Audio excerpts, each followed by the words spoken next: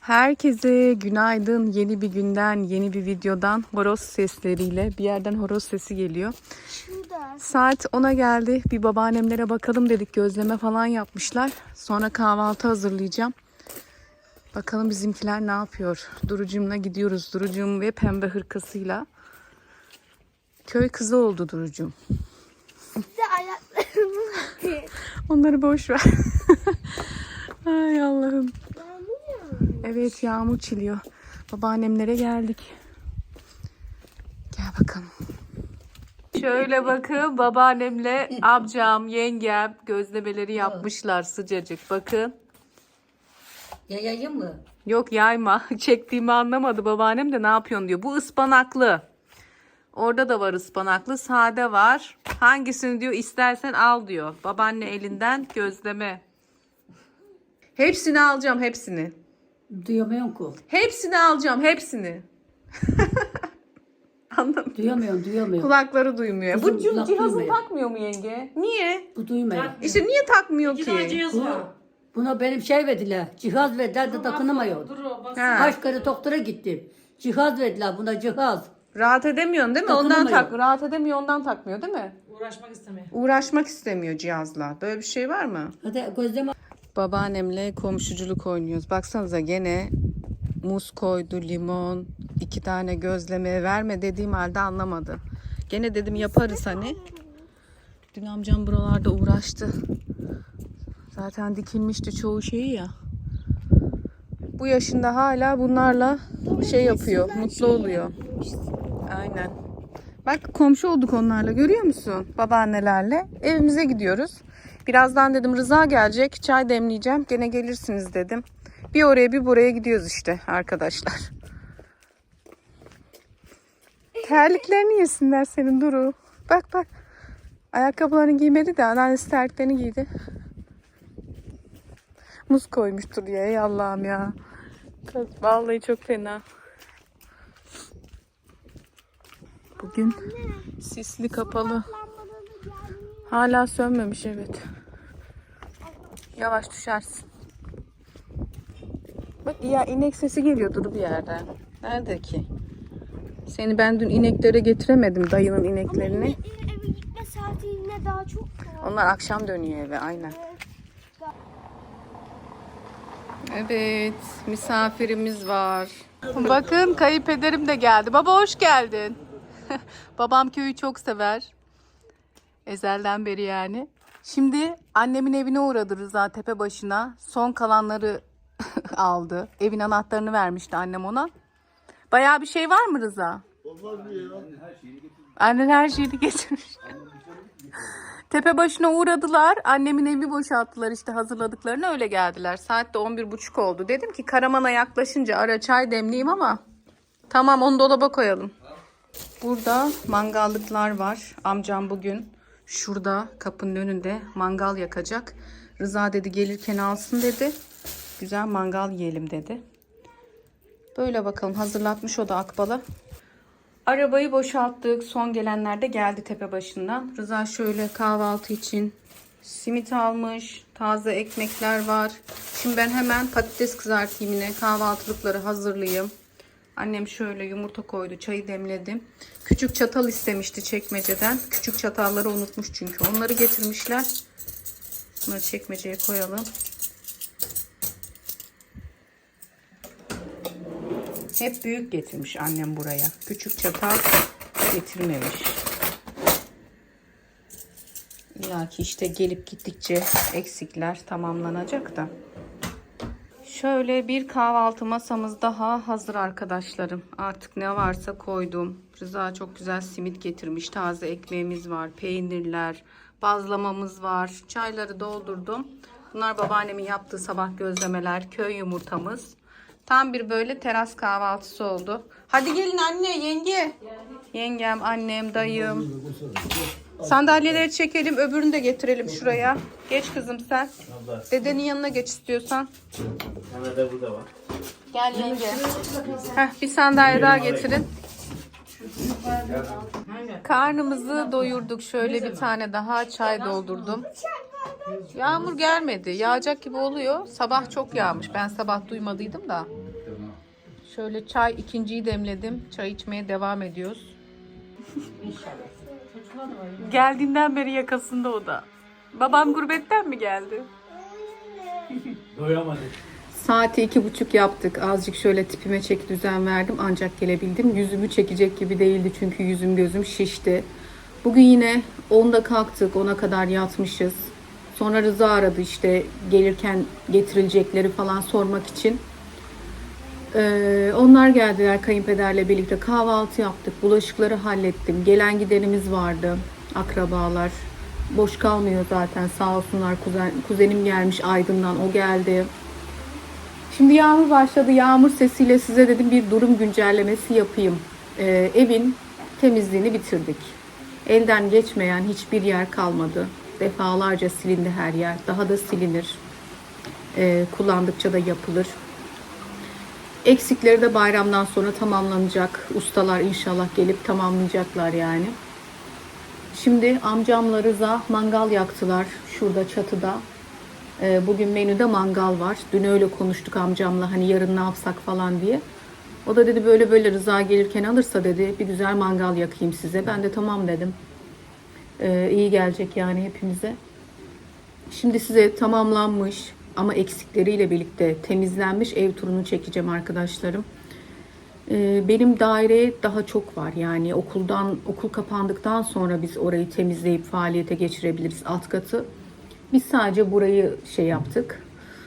Babam bayrama kadar çalışıyor. Kasap ya yoğun olduğu için kurban da kesecek. Bayramın 1. günü kurbanlar da var. Burada da yine kesilecek kurbanlar var. O yüzden babam Karabük'e dönmüştü. Dün bizi aradı. Size dedi sürprizim var.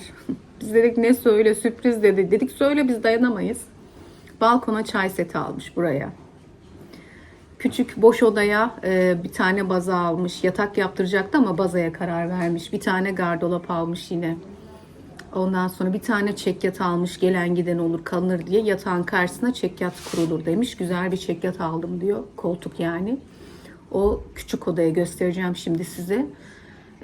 Pazartesi geliyormuş mobilyalar. Şaşırdık. Hani bayramdan sonrayı bırakmamışlar. Karabük'ten almış. Nasıl bir çay seti aldı çok merak ediyorum bu balkona. Çünkü bu balkon kapalı balkon olacak. Söylemiştim camları bayramdan sonraya kaldı. Aslında her şey bayramdan sonraya kalmıştı ama annemle acele ettik ya bayramda evimizde olalım. Kimsenin evinde kalmayalım burada kalalım diye. Öyle bir heves edip acele etmiştik. Bunu defalarca anlattım zaten. O yüzden merak ediyorum. Camlar takılınca güzel sürgülü camlar, çay seti gelince falan tabii ki çok güzel olacak burası artık. Annem artık burada kalacak yani. Dayım da kalır onunla. Dayım hani İstanbul'a gidene kadar o da kalır burada onunla. Babam zaten geliyor gidiyor devamlı. Biz öyle. Okul kapanınca zaten diyorum ya alt katta işlerimiz var. Yorulduk ama değdi. Yani ben özellikle çok yoruldum. Ama çok güzel oldu yani. Değil mi anne? İçimize sindi. Şimdi kapıdan girip şöyle tamamlanmış, yerleşmiş ev turunu da çekeyim. Ondan sonra mangalın başına gideyim bizimkilerin yanına. Evet, Şevko'nun evine hoş geldiniz. Şevket Bey ile Ayten Hanım'ın köy evindeki dairesini geziyoruz bugün. Selim Bey'in son dokunuşlarıyla yani benim ev kullanıma hazır vaziyete geldi. Bu dış kapıdan girelim. Bizi şöyle kocaman bir giriş karşılıyor kapıdan girince. Burada ayakkabılığımız var. Evkur'dan almıştık. Göstermiştim bunu daha öncesinde. Bu uzun yolluğu buraya attım. Ayak altı olduğu için. Tabii annem zamanla değiştirir. Yolluk seçeneği annemde çok fazla. Hemen karşıda banyomuz var. Yan yana 2 oda var. 2 oda bir salon burası. Alt kat da aynı şekilde. Bu evde en çok hoşumuza giden annemin yatak odası oldu. Tertemiz yatak örtümüzü de serdik. Yatak odası takımı Evkur'dan yine masayla birlikte alınmıştı. Ve şu perdeler yatak örtüsüyle birlikte bakar mısınız? O kadar güzel oldu ki nostaljik. Bunları çok beğenmiştiniz zaten. Gardırop şu şekilde. Perdeyle birlikte gerçekten hani örtüyle birlikte burası çok içimize sindi. Şöyle bir oda burada makyaj masası var işte. Duru'yla 2 gündür burada yatıyoruz. Burada çok rahat ettik. Şimdi buradan çıkıyoruz. Hemen yan oda babamın baza ve dolap aldığı oda. Pazartesi gelecek. Tekrar geldiğinde çekerim. Şu an burada bütün ıvır zıvırlarımız var. Şöyle göstereyim. Burada yatak var. Bazanın üstüne gelecek bu yatak. Ve o perdeden annem buraya da taktı. Şöyle. Bunları hep senelerce saklamış. Burada fazla kilim yolluklar var. Burada akşam dayım yatmıştı. Buraya işte karşı duvara şey almış. Gardırop almış. Şuraya da baza almış arkadaşlarım. O zaman bu oda çok güzel olacak.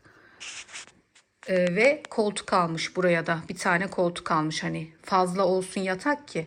Kalabalığız biz. Kalabalık bir sülaleyiz. Gelenimiz gidenimiz de olur. O yüzden burası böyle bir oda. Hemen yan tarafında şöyle yapayım. Yan tarafında banyomuz var. Banyoyu tekrar temizledim. Çünkü sürekli su taşıyoruz, kullanıyoruz. Çok sular döktüm, taşıdım buradan. Tekrar bir temizledim. Kovalarımı içeri koydum. Şöyle çamaşır makinesi burada. Sepetini getirmiş, eski sepetini. Fırçamız kayboldu. Şimdilik onu koydum. Onu orada kullanıyorlar ama ben Zonguldak'tan ona fırça seti getireceğim. Klozet fırça seti. Onunla yaptık yani. O yüzden onu orada bir bezin üstüne koydum. Ve dün banyonun camı takıldı çok şükür. Şuralara silikon çekildi, çekilmemişti. Dün usta geldi, işte hep onları halletti. Buranın kapağı takacaklar. Kapağı kırılmış, aynası tekrardan yapılıp takılacakmış. Böyle bir dolabı var. Banyomuz güzel yani. Sıcak su yok hala burada. O yüzden elektrikli şofben takılacak. Hani sıcak su bağlantısı yok. O yüzden elektrikli şofbeni de ilave edecek mecbur. Yoksa şeyi var, duşakabin başlığı var. Banyo böyle. Şimdi buradan salona çıkıyoruz. Annemin 4-5 sene önce salona yaptırdığı tülleri getirdi ama buraya uzun geldi. Ölçü alınıp boyu yapılması lazım. Onu baştan söyleyeyim. Hani kestirilmesi lazım. Şimdilik böyle taktık. Şöyle dönelim. Annemi yine yeni koltukları almadan önce tepe başına kullandığı bu kahverengi koltuklar. Hatırlayanlar bilirler. Halı Evkur'dan yine mobilya ile birlikte alındı, yatak odasıyla. Babam seçti bunu. Turuncuyu çok sevdiği için evin dışı bile turuncu. Babam turuncu ve kırmızı hastası. Bunu ben birçok videomda söylemişimdir size. Renkleri o seçiyor yani. Şöyle yastık kılıflarıyla da uyumlu yaptık. Perde karşısının ipleri vardı. Onları öyle gerdirdik ama şunun ipleri kopmuş. Bağladık şöyle. Fark etmiyor. Dediğim gibi boyları hani yapılacak. Buraya soba bağlantısı kurmuşlar arkaya, hani soba kurması için. Yani bu evin kalorifer peteği hazır hale getirdi. Boruları döşendi ama doğalgaz yok köyde. Ancak kat kaloriferi yapılırsa. O yüzden soba yerlerini ayarlamış. Şimdi oraya bir fiskos koyduk. Şurada yine küçük bir sehpası var. Fazlalık yastıklarında şöyle yere oturmaya 2 tane büyük kalın yastığı var. Buradan zaten manzara çok güzel. Yağmur yağdı ve bu sildiğim camlar hep gitti ama olsun. O inşaat pisliği en azından gitti. Manzaraya bakar mısınız? Salonun manzarası ve odaların manzarası çok güzel. Öyle çok güzel oldu ya. Çok içimize sindi ya. Buralar kaç kere silindi biliyor musunuz? Dün akşam saat 10'a geliyordu artık bezi bıraktığımda. Hani yığıldım şuraya artık. Burada hatta yemek yedik yer sofrasında. Kapılar silindi. Her yer yani her yer elden geçti. Böyle arkadaşlarım, çok içimize sindi. Annem koltuk örtüsü de sererim diyor ama dedim şimdilik gerek yok. Bilmiyorum kendisi ne yapar. Buradan hemen kocaman mutfağımız var. Ev gayet yeterli büyüklükte. Mutfağın eksikleri var, söylemiştim. Dünkü videoda da vardı herhalde. Yani takılacak kapakları var. O ayrıntılara bakmayın şimdilik. Şöyle bir ev arkadaşlarım. Teras süpürülüp yıkanacak. Başka hiçbir şey kalmadı bu evde. Şu perdeyi taktı buraya. Makine çalışıyor. Eksik olan kapaklar gelecek. Fayans döşenecek. Fayansları yapılmadı şuranın. Dallumbaz takılacak. Çünkü delik açmamışlar. Orası tekrar delik açılacak. Diyorum ya hani eksikleriyle böyle bir ev. Geldikçe yine zaten yapılanları çekerim size. Tertemiz yaptım her yeri. Dolap içlerine kadar her şey yerli yerini buldu. Eksikler de zamanla alınır, tamamlanır. Annemler terasta, yengemle annem. Şimdi Rızaların yanına çıkacağız hep beraber de. Patates soğanlık alıvereceğim, şimdilik onlara koydu. Ben sana dedim şu köşeye çok güzel ayaklı patates soğanlık alıveririm dedim. Gerek yok dedi anne, burada dedi fark etmiyor. Orada durur balkonda patates soğanım. Ya dedim daha burayı çok güzelleştiririz anne, sen merak etme dedim. İnsan böyle hevesle yapıyor. Rabbim ağız tadıyla, sağlıkla hepimize oturmayı nasip etsin. Kardeşim, biz. Orası kardeşimle gelinin odası olacak zaten. Babam bazayla dolabı onlara niyet aldı. Burası kendi odaları. Dediğim gibi alt katı da biz okullar kapanınca Rıza'yla planlarımız var. Güzel düzmek istiyoruz. Zaten koltuklarım orada biliyorsunuz. Hani ondan sonra rahat ederiz. Ama burada da en azından kalacak bir kapımız var artık. Bayramda şimdi şu oda falan tamamlanırsa size tekrar çekerim. Şu kapı önlerine, oralar hani süpürülüp artık buralara dışarıya konulan ayakkabılar konulur. Bakalım öyle. Böyle arkadaşlarım. Güzel yorumlarınız için de tekrardan teşekkür ederiz. Allah herkese memleketinde ev sahibi olmayı, çoluk çocuğuyla oturmayı nasip etsin. Kimin gönlünden geçiyorsa yani. Allah gönlünüze göre versin inşallah. Ev turunu çektim. Şimdi amcamların yanına gidiyorum. Mangala bir bakalım. Acıkmaya başladık. Saat 4'e geliyor. Biz de akşam vakitlice Zonguldak'a döneceğiz. Artık biraz dinlenmem lazım. Hemen bir duş almam lazım. Tamam. Üst baş. Pek bir şeyim kalmadı burada. 3 gündür buradayız zaten. Evet. Şemşen dediğini tanıyor mu? Hı? Hüseyin amca bak burada. Mangallıklar böyle amcamın ellerinden hazırlanıyor. Mangalı da yakmış. Anne babamla Şöyle. Biraz kül olmasını bekliyorsun değil mi amca? Köz tam güzel oldu. Tam köz olmasını bekliyor aynen.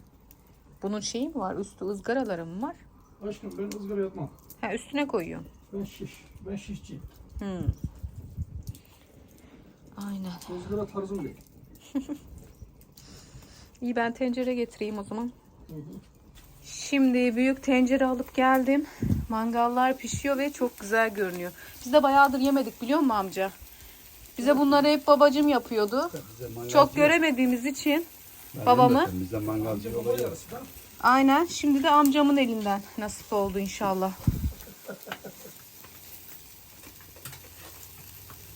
Ama amcam babam tercih. Ben şişçiyim. Sen şişçisin. Evet. Amca şişçiymiş ya. Şişle fark edebilirsiniz her zaman. Biraz sonra yerken lezzetini dayanacaksın. Yani. Şişle tenin arasındaki fark. Çok güzel görünüyor zaten. Şöyle bir kızardı. Değil mi? Kanatlar orada. Yaylaya çıkacaktık bayramda inşallah. Üçüncü Hava bayram güzel hava olursa. görünüyor. Üçüncü bayram açık görünüyor bakalım. Kendinizi şimdiden üçüncü bayrama şartlayın Rıza. Hava inşallah güzel olsun da. Fire istemiyorum ona göre. Yeteri kadar fire verdik önceki bayramlarda. Eve geldim şimdi. Amcam mangalı bitirdi. Terasa kuracağız yine. Şöyle ekşi ayran çıktık. Salatalarımız hazır. Ekmeğimiz fazlaca var zaten. Evet, herkes toplandı. Şurada yiyeceğiz arkadaşlarım. Çay da var. Şöyle. O amca eline sağlık.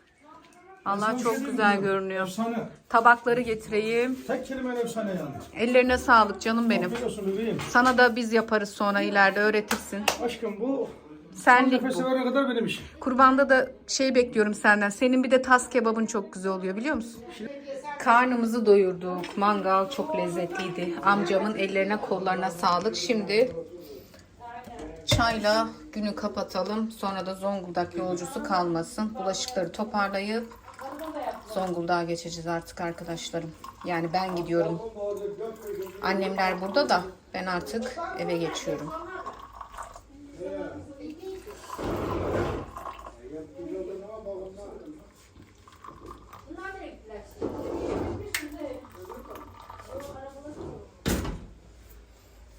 Çaycıya yaptım da.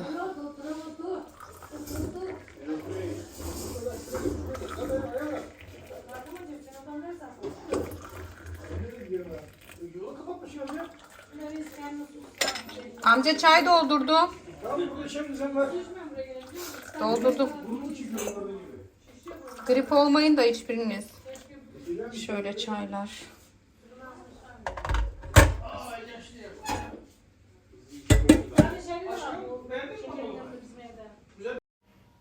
Saat 6'ya geliyordu. Yola çıktık. Evimize dönüyoruz arkadaşlarım. Bayramda geleceğiz tekrardan köye.